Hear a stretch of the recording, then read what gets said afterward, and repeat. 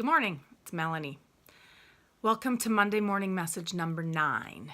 And I'm talking about breathing. I know, and if you're anything like me, you think in the back of your mind, you're thinking, the breathing comes pretty naturally to me. I don't know what advice you can offer. And honestly, it wasn't for a lot of years before I actually made the connection between my breath and my emotional state. That's why people say when you're in the midst of a rage, take a deep breath, because it really can change your demeanor instantly.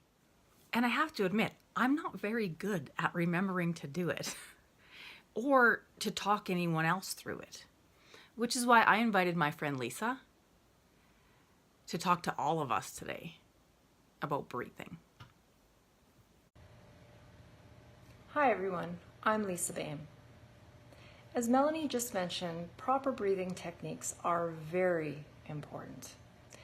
Something that we don't really think about very often, but can really make a difference in how we feel. As a society, we are typically rolled in. Now that we've got these devices in front of us all of the time, our shoulders are not as straight as what they used to be, and that affects our breathing. So let's start by sitting up nice and tall. You'll probably feel your rib cage opening just by doing that. Now I want you to just roll your shoulders back. Okay, do you feel how nice and tall you are? That's the way you want to breathe. I also want you to focus on counting when you breathe. When we do these panicked short breaths, like we can induce an anxiety attack, and that's the last thing we want. We want to calm down, okay? So when you are practicing this, I want you to count in for 4 counts slowly, hold for 2, and exhale for 6 slowly. And don't just do it once, do it numerous times. 5 to 10 minutes at a time is ideal. You'll find that your heart rate slows down and that you'll just feel calmer. So let's practice that. Just take a regular breath, exhale, and we're going to inhale, 2, 3, 4, hold, 2, exhale, 2, 3, 4, 5, 6. Again, in, 2, 3, 4, hold, 2, out, 2, 3, 4, 5, 6. Like I say, do that for 5 to 10 minutes at a time when you're laying in the bathtub. If you're trying to go to sleep at night, this is a really good way to settle down.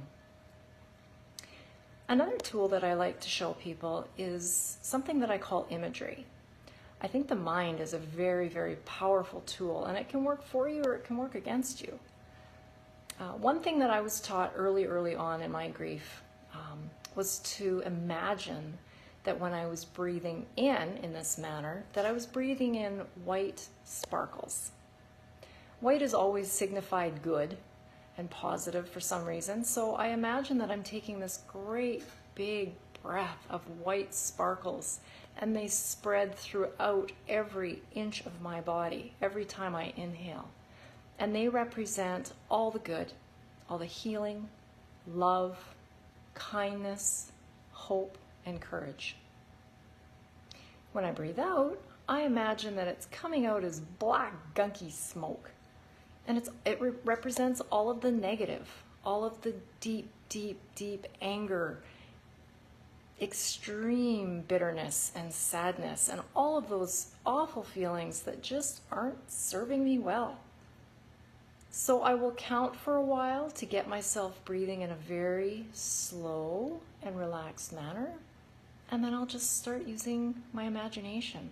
All those wonderful things coming into my body and all the yucky things going out. Good luck. I hope you like this tool. Take care. Thank you, Lisa. I know if you breathed along with her, I know you're feeling a lot calmer and a lot more relaxed. And if you'd like to learn more about Lisa, I will post her website in the comments. And I will talk to you next week.